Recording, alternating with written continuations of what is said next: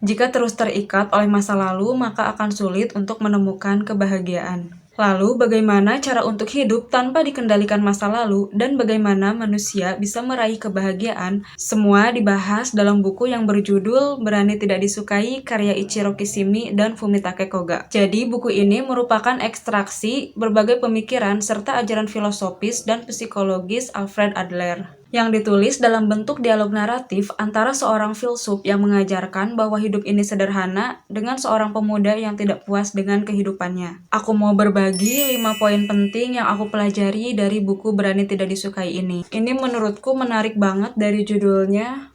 Trauma itu tidak ada. Statement itu tentunya bertolak belakang banget dengan apa yang sering kita dengar selama ini. Karena bagi aku pribadi, gagasan yang sering kita dengar dan kita yakini selama ini bahwa luka batin atau trauma seseorang menyebabkan ketidakbahagiaannya saat ini. Kalimat tersebut merupakan gagasan dari Sigmund Freud dengan teori ayat teologinya. Ayat teologi ini yaitu studi tentang hubungan sebab dan akibat. Tapi Alfred Adler menolak alasan trauma tersebut dan mengatakan, kita tidak ditentukan oleh pengalaman kita, namun arti yang kita berikan pada pengalaman-pengalaman itu yang menentukan dengan sendirinya. Teori psikologis Adler ini mengenai teleologi, yaitu ilmu yang mempelajari tujuan dari suatu fenomena tertentu ketimbang penyebabnya. Aku suka banget dengan pemikiran ini karena hidup kita bukanlah sesuatu yang diberikan oleh orang lain, melainkan sesuatu yang kita pilih sendiri. Nah, jadi persoalannya tuh bukan apa yang terjadi, melainkan bagaimana kita menyikapinya. Poin yang kedua, semua persoalan adalah tentang hubungan interpersonal. Pada dasarnya mustahil untuk kita tidak terluka dalam hubungan dengan orang lain. Tapi kenapa kita terlalu takut dan menghindari hubungan interpersonal sampai akhirnya membenci diri sendiri? Hal itu karena kita terlalu takut untuk dibenci oleh orang lain dan kita takut terluka. Dengan pemikiran yang semacam itu, mungkin kita berpikir untuk lebih baik tidak berhubungan sama sekali dengan siapapun. Dengan kata lain, tujuannya adalah supaya kita terhindar dari terluka dengan hubungan kita dengan orang lain. Padahal hal tersebut bukanlah suatu hal yang bisa dihindari, karena kita akan terluka dan melukai orang lain pula. Adler mengatakan, yang bisa dilakukan oleh seorang manusia untuk menyingkirkan masalahnya hanyalah menjalani hidupnya seorang diri di alam semesta ini. Tapi tentu aja manusia gak bisa untuk melakukan hal semacam itu. Selanjutnya, poin yang ketiga, perasaan inferior adalah asumsi yang subjektif. Perasaan inferior adalah istilah yang berkaitan dengan ukuran nilai seseorang atas dirinya sendiri. Dan perasaan inferior ini dimiliki oleh semua orang. Jadi kondisi inferior ini adalah suatu kondisi di mana seseorang ngerasa rendah diri,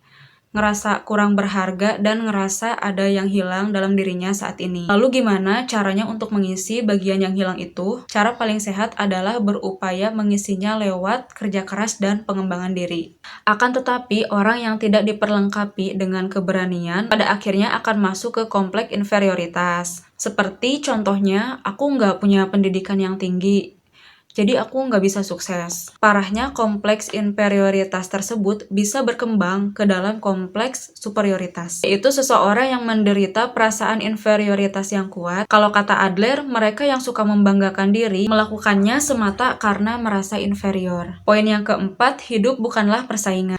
Nggak ada gunanya membandingkan diri kita dengan orang lain.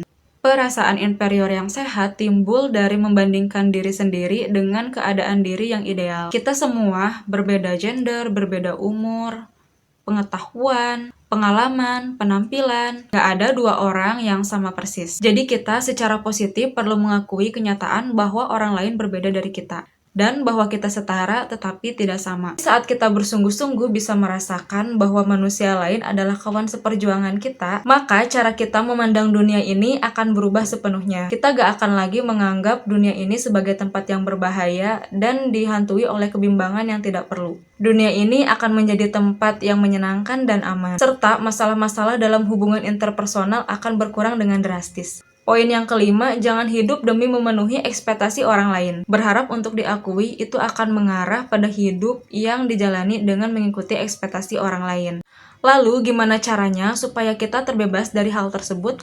Dan apakah kebebasan sejati itu? Singkatnya, kebebasan berarti tidak disukai oleh orang lain. Tidak disukai oleh orang lain itu merupakan bukti bahwa kita sedang menggunakan kebebasan dan hidup dalam kebebasan. Dan juga merupakan tanda bahwa kita hidup sesuai dengan prinsip-prinsip kita sendiri. Gak bisa dipungkiri seseorang akan lebih senang jika hidup tanpa dibenci oleh siapapun. Tapi membawa diri sedemikian rupa agar tidak dibenci oleh orang lain adalah cara hidup yang mengekang. Kita hanya perlu keberanian. Lalu, apa yang harus dilakukan seseorang untuk mendapatkan keberanian? Dalam pandangan Adler, hanya ketika seseorang mampu merasakan bahwa dirinya berhargalah, dia bisa memiliki keberanian. Nah, Adler datang dengan jawaban sederhananya untuk menjawab realitas ini, yakni bahwa perasaan jika aku bermanfaat untuk orang lain adalah satu-satunya hal yang bisa membuat seseorang merasa bernilai. Karena kalau seseorang benar-benar memiliki perasaan telah berkontribusi, dia tidak lagi memerlukan pengakuan dari orang lain. Di buku ini juga dijelaskan ketidakbahagiaan terbesar bagi manusia adalah tidak mampu menyukai dirinya sendiri. Hiduplah dengan sungguh-sungguh di sini pada saat ini. Ketika kita merasakan kesedihan, maka bersedihlah sepuas hati, karena justru saat kita mencoba lari dari rasa sakit dan kesedihan itulah kita menjadi terjebak dan tidak lagi bisa membangun hubungan mendalam dengan siapapun.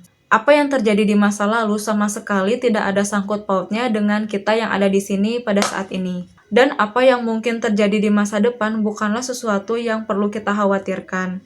Jadi kesimpulan yang aku ambil dari buku Berani Tidak Disukai ini, kita yang hidup saat ini menentukan kehidupan kita sendiri.